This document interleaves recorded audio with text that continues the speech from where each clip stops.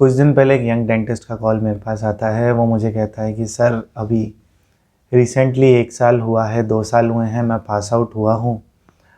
थोड़ा बहुत मैंने प्रैक्टिस किया है, दूसरे की क्लिनिक पर काम सीखा है और अब मैं अपना खुद का क्लिनिक ओपन कर रहा हूँ।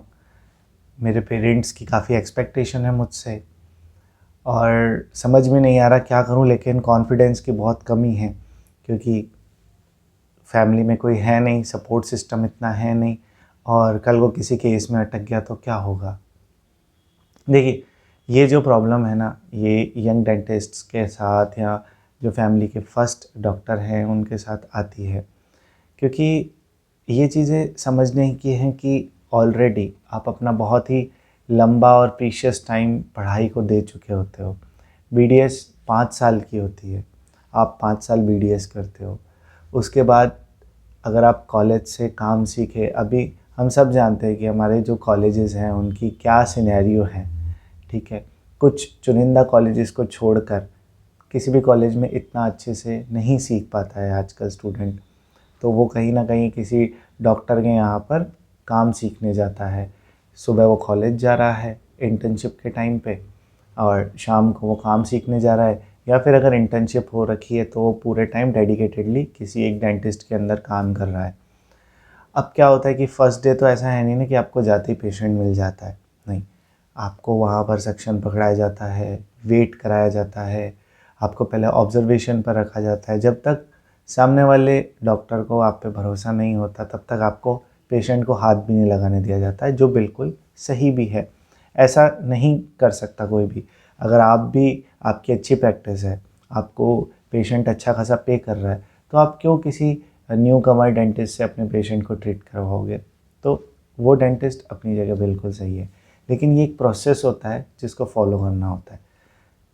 अब क्या होता है, किसी किसी की किस्मत अच्छी होती है, उसको कोई ऐसी जगह मिल जाती है जहाँ पर जाते ही उन्हें पेशेंट्स मिल जाते हैं। कुछ कुछ सालों साल वहाँ उसी डेंटिस्ट के यहाँ काम कर रहे होते हैं, लेकिन उनको पेशेंट के नाम पे कुछ नहीं मिलता, सिर्फ स्केलिंग करने को मिलती है। तो ये बहुत परेशान कर देने वाला मोमेंट होता है एक यंग डेंटिस्ट के लिए कि यार 5 साल मेहनत करी, उसके बाद 1 साल डेंटिस्ट के यहाँ काम किया, फिर भी काम करने का कॉन्फिडेंस नहीं आ रहा। उसके अलावा अगर आप अपनी फैमिली के फर्स्ट डॉक्टर हो, फर्स्ट डेंटिस्ट हो, तो आपको हर रोज़ आपके पापा या मम्मी, अगर आप बाहर रहते हो, वो जैसे मैं बाहर रहता था, मैं अपनी सिटी में नहीं रहता था, सिटी से बाहर ही मेरा कॉलेज था, तो हर रोज़ फ़ोन आते कि बेटा कहाँ तक सीखा, कैसा चल रहा है सब। तो हर रोज़ झूठ बोलना पड़ता है, हाँ सब सही चल रहा है। एग्जैक्टली सब सही नहीं चल रहा होता हमारी ज़िंदगी में, लेकिन उन्हें बोलना पड़ता है। अगर हम उन्हें बताएंगे तो उन्हें टेंशन हो जाएगी कि हमारे बेटे का तो कुछ हो ही नहीं पा रहा है, इतनी मेहनत करी, 5 साल भी दिए, उसके बाद 1 साल प्रैक्टिस करी, उसके बाद भी हमारा बेटा ये कह रहा है कि अच्छा नहीं लग रहा। तो वो नहीं बोल पाते, ठीक है। तो ऐसा बोलना पड़ता है उनको कि नहीं सब सही चल रहा है, हम काम सीख रहे हैं। ये झूठ बोलते बोलते बोलते बोलते कब ये चीज़ आ जाती है कि चलो बेटा अगर आप सीख ही गए हो तो अब अपना क्लिनिक स्टार्ट कर लिया जाए। फिर हम अपना क्लिनिक स्टार्ट करने का सोचते हैं। अब यहाँ पर एक तरफ तो क्लिनिक बन रहा होता है, लेकिन दूसरी तरफ हमारे माइंड में चल रहा होता है यार इतना तो कॉन्फिडेंस है नहीं, इतना तो काम आता ही नहीं है, हैं। कल को कोई दांत निकालते हुए अटक गए तो क्या होगा, अगर आरसीटी करते हुए अटक गए तो क्या होगा। तो ये सारी चीज़ें हमें चारों तरफ से घेर लेती है। तो यहाँ मैं आपको यही एक मैसेज देना चाहूँगा, ये सबके साथ होता है, ठीक है। ये मेरे साथ भी हुआ है। जब मैं अपना फर्स्ट टाइम क्लिनिक ओपन कर रहा था, मुझे भी ये सारी प्रॉब्लम्स आई थी। फैमिली की एक्सपेक्टेशंस बिल्कुल आसमानों पर थी कि ये तो भैया कुछ ना कुछ कर ही लेगा, ये तो फोड़ देगा। मतलब उनको इतना कॉन्फिडेंस आ चुका था मेरे ऊपर, लेकिन मुझे खुद पर इतना कॉन्फिडेंस नहीं था। मैंने ये रियलाइज़ किया कि आधी जो हमारी प्रॉब्लम्स है ना, वो हमारी यहाँ से स्टार्ट होती है। हम कई बार जो चीज़ें हमें आ रही होती है उनको भी नेगेटिविटी में ले लेते हैं। ऐसा होता है कि आपको एक्सट्रैक्शन आता है, बहुत अच्छे से आपको एक्सट्रैक्शन आता है, आप कर लेते हो, लेकिन आप खुद को बार बार ये बोलते रहते हो कि यार मैं अटक गया तो, मैं अटक गया तो, मैं अटक गया तो आप डेफिनेटली अटकोगे उस केस के अंदर। क्योंकि आपको, आपने खुद को ये भरोसा दिला दिया कि आप ये केस नहीं कर सकते। तो एक एक माइंडसेट आपको यहाँ पर चेंज करने की ज़रूरत है कि खुद पे थोड़ा सा विश्वास रखो। आप बस खुद को ये बोलो कि कोई भी सिचुएशन होगी, मैं केस कर रहा हूँ, डेडिकेटेडली सारे प्रोटोकॉल्स को फॉलो करके मैं केस करूँगा। इसके बाद कोई भी प्रॉब्लम होती है या अगर वो दांत अटकता भी है, चलो तो मैं उसको डील कर लूँगा, कुछ भी होगा लेकिन मैं पेशेंट के साथ गलत नहीं होने दूँगा। चाहे कुछ भी हो, मुझे सीनियर को बुलाना पड़े, मुझे कंसल्टेंट को बुलाना पड़े, चाहे पेशेंट ये सोचे कि इस डॉक्टर को कुछ नहीं आता, चाहे वो ये सोच ले, पर मैं इस पेशेंट के साथ कभी गलत नहीं होने दूँगा। ये एक थॉट जो है ना, ये अपने माइंड में स्टार्टिंग से रखना स्टार्ट कर दो कि ये तो रखना ही है। फैमिली एक्सपेक्टेशंस हमेशा ऊपर ही रहती है, वो कभी ख़त्म नहीं होंगी। आपसे फैमिली हमेशा एक्सपेक्ट करती रहेगी, आज भी मुझसे भी करते हैं कि उनकी उम्मीद से और मेरी उम्मीद से कहीं ज़्यादा अच्छी चीज़ें चल रही हैं, लेकिन फिर भी एक्सपेक्टेशंस रहती हैं उनकी कि नहीं, हमारा बेटा और करने में कैपेबल है, हमारी बेटी और कर सकती है और अच्छा कर सकती है। और ठीक है, पेरेंट्स का विश्वास होना भी चाहिए, वो होता है। अब क्या होता है ना, कई बार मेरे को लोग कॉल करके पूछते हैं कि सर बेसिक प्रोटोकॉल तो ये कहता है ना कि हमें रबर डैम लगा के आरसीटी करनी चाहिए। बिल्कुल, बेसिक प्रोटोकॉल यही कहता है कि रबर डैम लगाओ, फिर आरसीटी करो। आपके पास अच्छा एपेक्स लोकेटर होना चाहिए, सारे इक्विपमेंट्स आपके पास होने चाहिए और फिर आप आरसीटी करो। लेकिन आप उन चीज़ों को अभी स्टार्टिंग में अफोर्ड नहीं कर सकते। आपका पेशेंट आपको नहीं दे रहा पैसे, है ना, आपको 2 से 2,500 या ज़्यादा से ज़्यादा 3,000 रुपये स्टार्टिंग में आरसीटी के पेशेंट दे रहा है। तो अब उस केस में तो आप रबर डैम तो उसके मुंह में लगा नहीं सकते, ठीक है, आप इतना अफोर्ड ही नहीं कर पाओगे। पैसे आपके पास आएंगे, ऐसा नहीं है कि पैसे नहीं आएंगे, पैसे आपके पास आएंगे। आपकी कोई भी मजबूरी हो सकती है, मैं नहीं जानता कि आपके एरिया में क्या है, क्या सिस्टम है, लोग कितने में आरसीटी कर रहे हैं, कितने में एक्सट्रैक्शन कर रहे हैं, मुझे नहीं पता। ये सारी चीज़ें डिसाइड करने वाले आप ही हो कि आप कितने में क्या काम करते हो। लेकिन मैं आपको सिर्फ ये चीज़ बोल सकता हूँ कि आप जो भी करो बिल्कुल शिद्दत के साथ इंडल्ज होके उस काम को करो और एक ही माइंडसेट रखो कि मुझे पेशेंट का गलत नहीं करना है। जब तक आप ये माइंडसेट रख के चलोगे, आपकी प्रैक्टिस अच्छी होगी, आपका काम अच्छा होगा।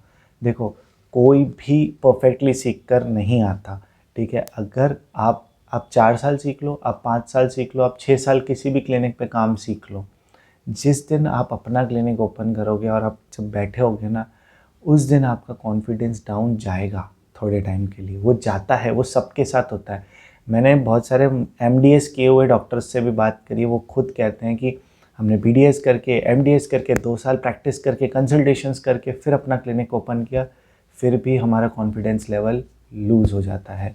अगर हम एंडोडोंटिस्ट हैं तो हमें एक्सट्रैक्शन के अंदर प्रॉब्लम आती है, अगर हम ओरल सर्जन हैं तो हमें एंडो के अंदर प्रॉब्लम आती है, अगर दोनों आती है तो हमें ऑर्थो नहीं आता। तो ये सारी चीज़ें होती हैं, ठीक है, नो वन इज़ परफेक्ट।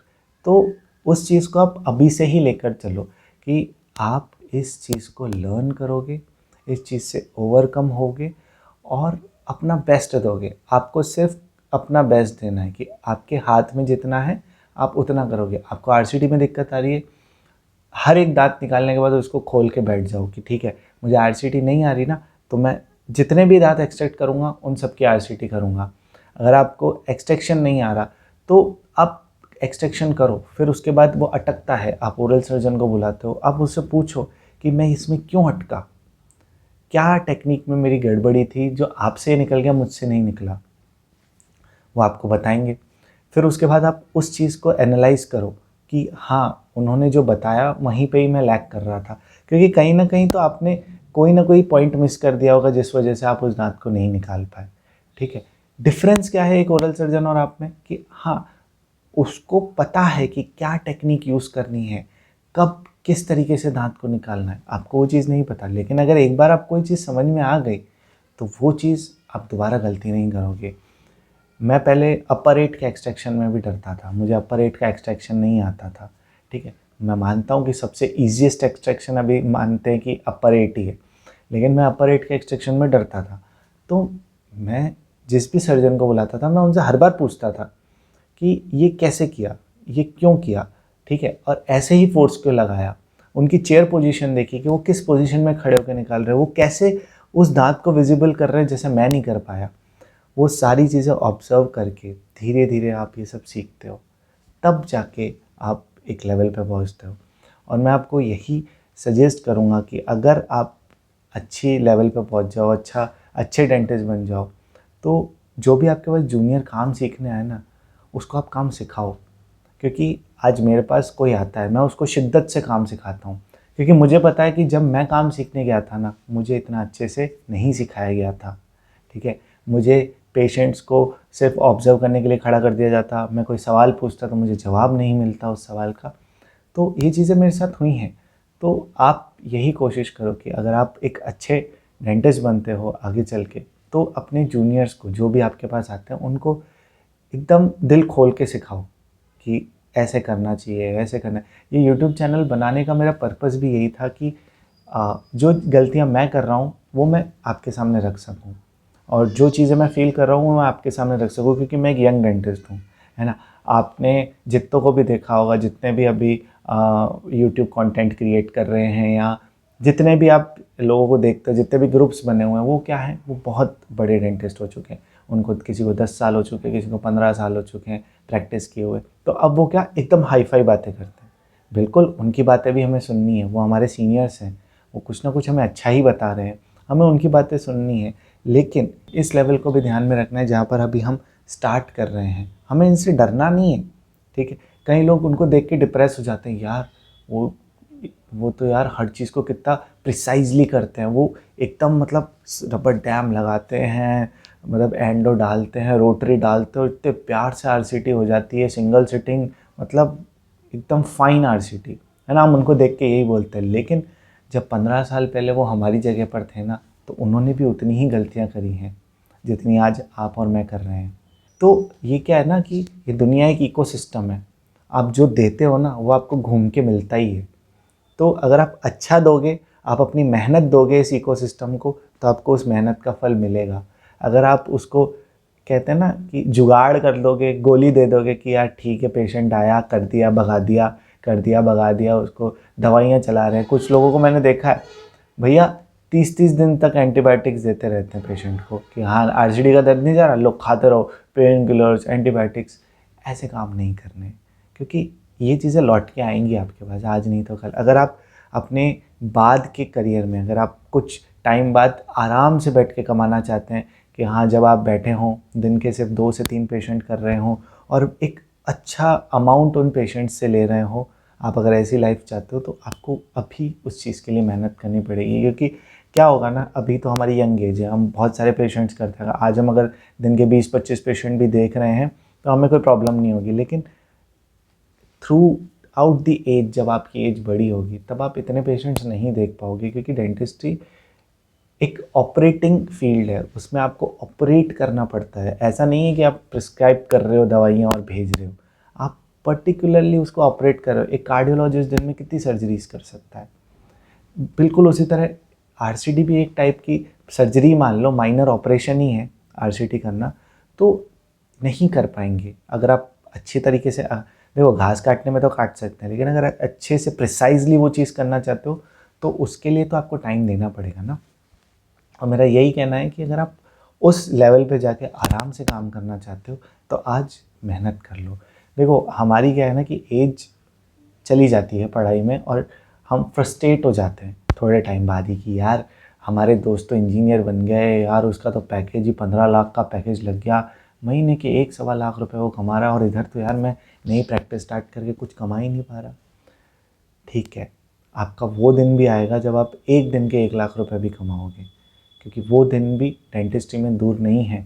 लोग अवेयर हो रहे हैं, लोगों को प्रिसाइज वर्क चाहिए। आप अगर अच्छा काम आज स्टार्ट करते हो, आने वाला टाइम पता है क्या है, कि आप अगर अच्छा काम करोगे ना, आपको लोग ढूंढ के आएंगे और पैसे देंगे। अभी अगर मैं मेरी बात करूँ, तो मेरे पास कई ऐसे पेशेंट्स भी हैं जो दिल्ली से मेरे पास आते हैं, राजस्थान, ठीक है, 6-8 घंटे का रास्ता तय करके, सिर्फ इसी उम्मीद में कि हाँ अच्छा काम मिलेगा, ठीक है, अच्छा इलाज होगा, और वो मेरे पास आते हैं। तो मैं खुद को ग्रेटफुल समझता हूँ कि हाँ वो जो स्टार्टिंग टाइम था ना, मैंने इतनी मेहनत करी कि आज अगर मैं उनका इलाज करता हूँ तो मैं उस चीज़ के लिए कॉन्फिडेंट होता हूँ। और आने वाले टाइम में मैं इसको और बेटर करूँगा। मैं आज के टाइम में रबर डैम यूज़ नहीं करता, लेकिन हाँ मुझे पता है कि वो मैं यूज़ करूँगा। उसका टाइम अभी है नहीं, क्योंकि इतने पेइंग कैपेसिटी के पेशेंट्स नहीं हैं, लेकिन जिस दिन होंगे उस दिन रबर डैम भी यूज़ करेंगे, उस दिन सारी चीज़ें प्रोटोकॉल के साथ सब कुछ यूज़ किया जाएगा। तो ये सारी चीज़ें टाइम पे डिपेंड करती है। आप जिस एरिया में हो, आप जिस प्रैक्टिस में हो, आप जिस एज में हो, जो आपसे बेस्ट हो सकता है आप उसको करो, बस उसको करो और बेस्ट करो। उसके बाद सब नेचर पे छोड़ दो। ये इकोसिस्टम आपको ज़रूर बेनिफिट देगा, ऐसा मैंने देखा है। मैंने अपनी पूरी 2.5 से 3 साल की मेरी प्रैक्टिस है, ज़्यादा बड़ी प्रैक्टिस नहीं है, लेकिन मैंने ये चीज़ फील करी है कि जो जो काम जो जिस शिद्दत से मैंने इन चीज़ों को किया है वो मुझे रिटर्न में मिलती हैं। तो इसी एक्सपीरियंस के साथ आज मैं इस वीडियो को एंड करता हूँ। So again this is doctor Sunil signing off.